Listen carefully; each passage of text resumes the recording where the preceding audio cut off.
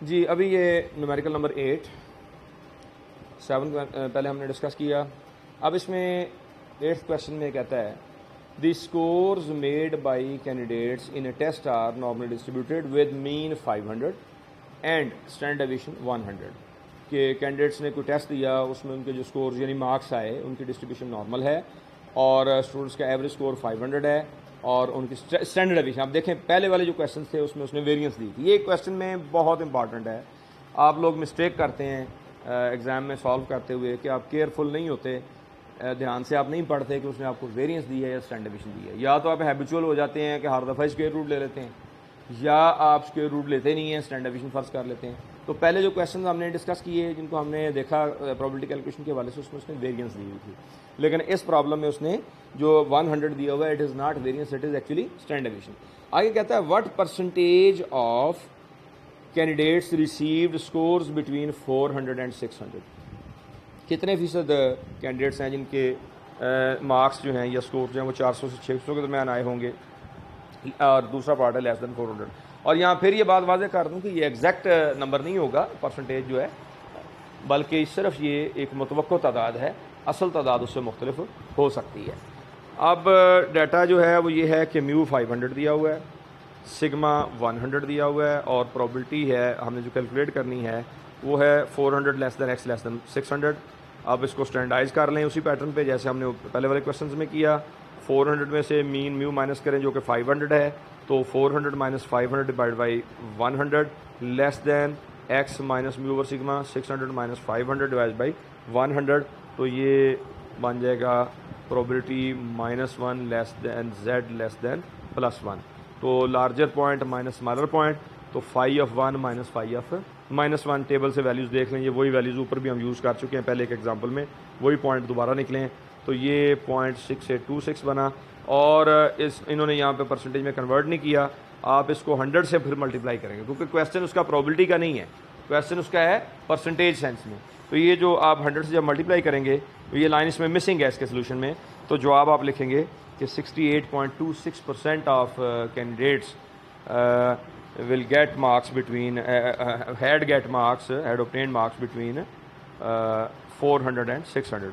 और इस तरह probability of X less then 400 है, तो ये P of X minus mu over sigma less then 400 minus 500 divide by 100 बन जाएगा स्टैंडर्डाइज फॉर्म में।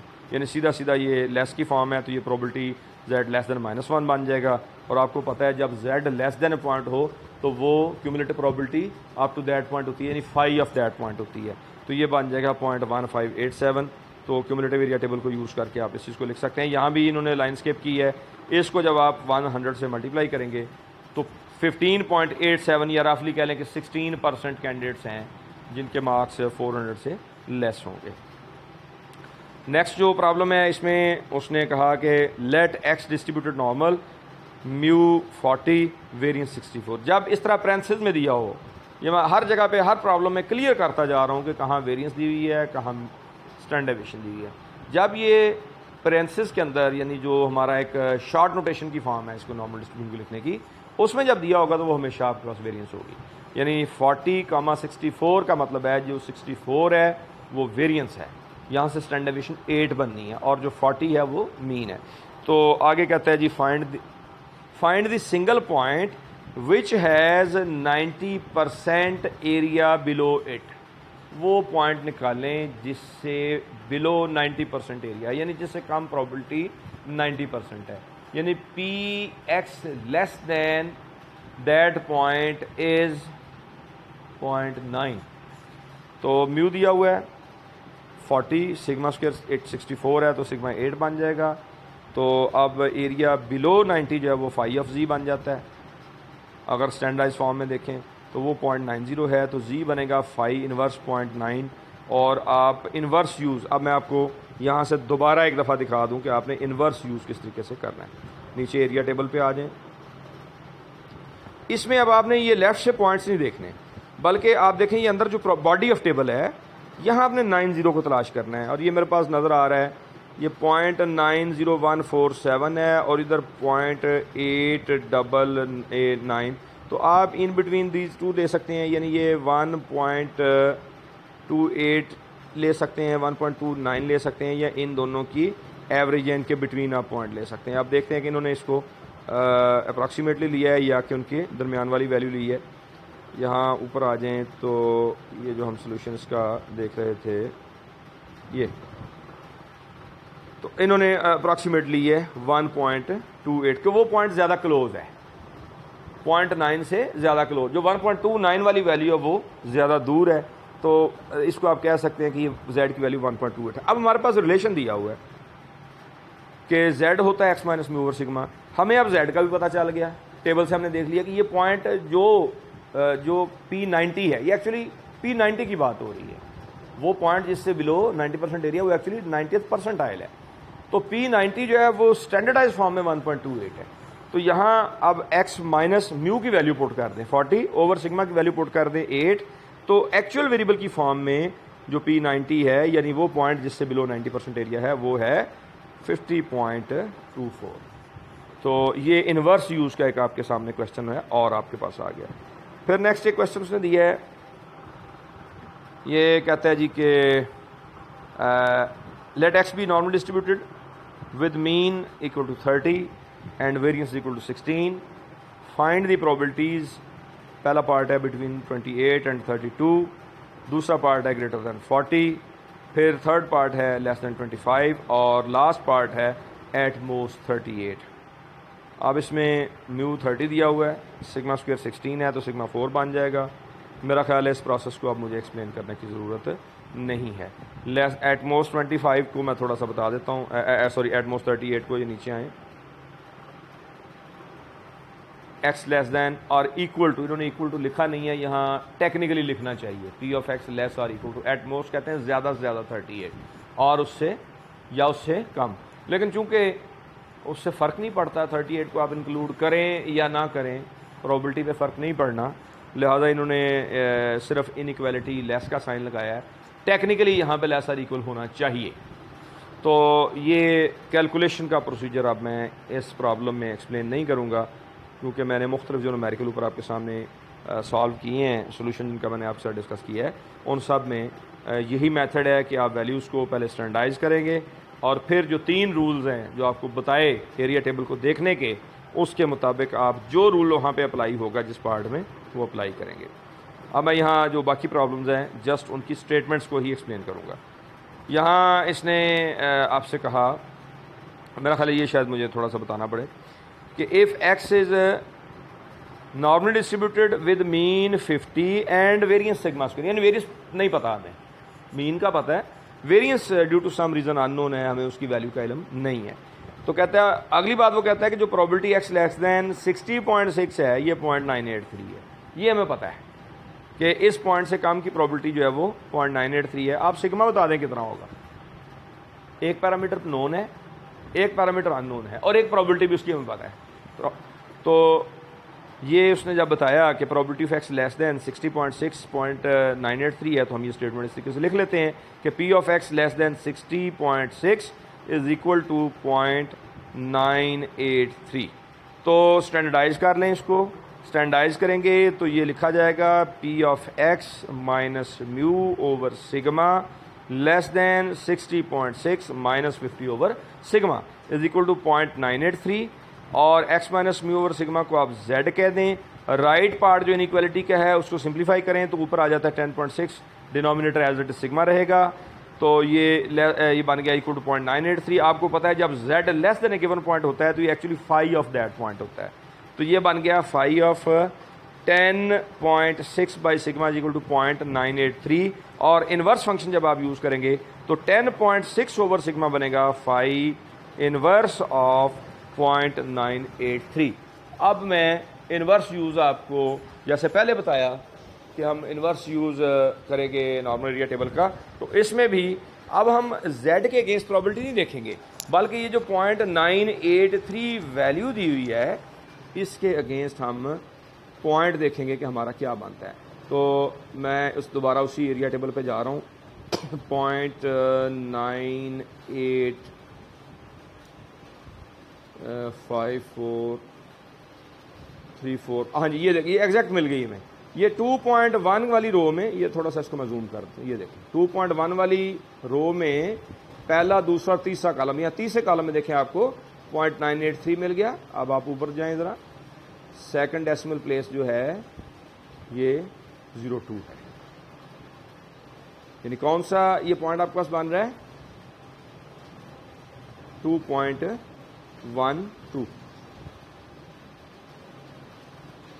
और वापस आए, हमने यही देखना था 0.983 के केस।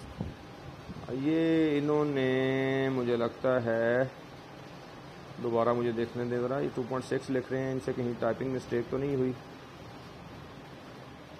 ये इनसे जो है ना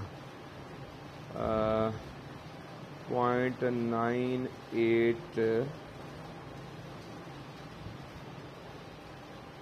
ये इनसे पॉइंट जो है ना वो गलत लिखा गया है, ये टाइपिंग मिस्टेक है। ये 2.12 है, ये पॉइंट 2.12, जो इन्होंने 2.6 लिखा है ना, ये 2.6 नहीं है, इसको करेक्ट कर लें। इसमें इनसे ये गलत लिखा गया है, इनसे ये जो है वो, क्योंकि अगर हम 2.6 के सामने वाली प्रॉबिलिटी देखें, ये मैं आपके सामने ला रहा हूँ 2.6, तो वो 0.99534 है, ये बुक के अंदर टाइपिंग एरर है। ठीक है, तो इसको आपने करेक्ट कर लेना। ये हो जाता है, इसमें कोई ऐसा इशू नहीं है। जब वो ड्राफ्ट इसका टाइप किया जा रहा होता है तो उसमें कहीं ना कहीं इस तरह की मिस्टेक हो जाती है। मुझे भी डाउटफुल लग रहा था, इसलिए मैंने उसको रिकन्फर्म किया है कि ये वैल्यू इस तरीके से इसमें नहीं बन रही, वैल्यू इसकी जो वो डिफरेंट है। बहरहाल आप इसको इस तरीके से अब करेक्ट कर सकते हैं कि ये 2.12 है, और उसके मुताबिक फिर आप इसको करेक्ट कर लें आंसर को। इस तरह जो न्यूमेरिकल 12 है, जो ऑलमोस्ट वैसे न्यूमेरिकल है जैसे पहले हमने P33 ऊपर एक एग्जांपल सॉल्व की थी। इससे पहले गालबन जो आखिरी लेक्चर था उसमें हमने जो लास्ट न्यूमेरिकल डिस्कस की थी, वो एग्जांपल डिस्कस की थी, उसमें ये था।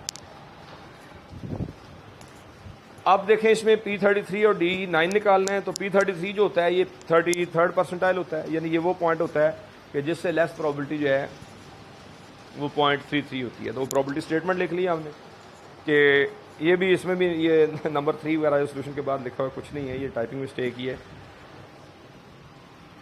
P of X less than P33 is equal to 0.33, ये हमारा स्टार्ट है। तो इसको स्टैंडर्डाइज कर लें, x minus mu over sigma. तो म्यू हमें दिया हुआ है 24, सिग्मा दिया हुआ है इसमें सिग्मा स्क्वायर 16 है, तो सिग्मा 4 बन जाएगा। ये नीचे आप देखें, ये स्टेटमेंट बनेगी इस तरीके से कि P of X minus mu over sigma less then P of 33 minus mu over sigma. या इनको वैल्यूज पुट कर देनी चाहिए, इन्होंने पुट नहीं की। बहरहाल कोई इससे भी कोई इशू नहीं है। हमारे पास ये phi of P33 minus mu over sigma equal to 0.33 बन जाएगा। और इन्वर्स यूज़ करेंगे, जब आप टेबल से देखें तो वो वैल्यू उन्होंने ली हुई है कि वो जो बनती है वो -0.44 बनती है। अब आप म्यू और सिग्मा की वैल्यू पुट करके इसमें से P33 का आंसर जो है वो निकाल सकते हैं। एग्जैक्टली यही मेथड है आपका D9 का। D9 है 9th डिसाइल, यानी वो पॉइंट जिससे बिलो 0.9 है प्रोबेबिलिटी। तो स्टेटमेंट आप क्या लिखेंगे, Px less than D9 is equal to 90% या 0.9, और म्यू और सिग्मा दिया हुआ है, वैसे उनको स्टैंडर्डाइज कर लें, और एंड पे inverse use of area table के साथ आप टेबल वैल्यू देखेंगे। टेबल वैल्यू जो वो 1.28 आती है,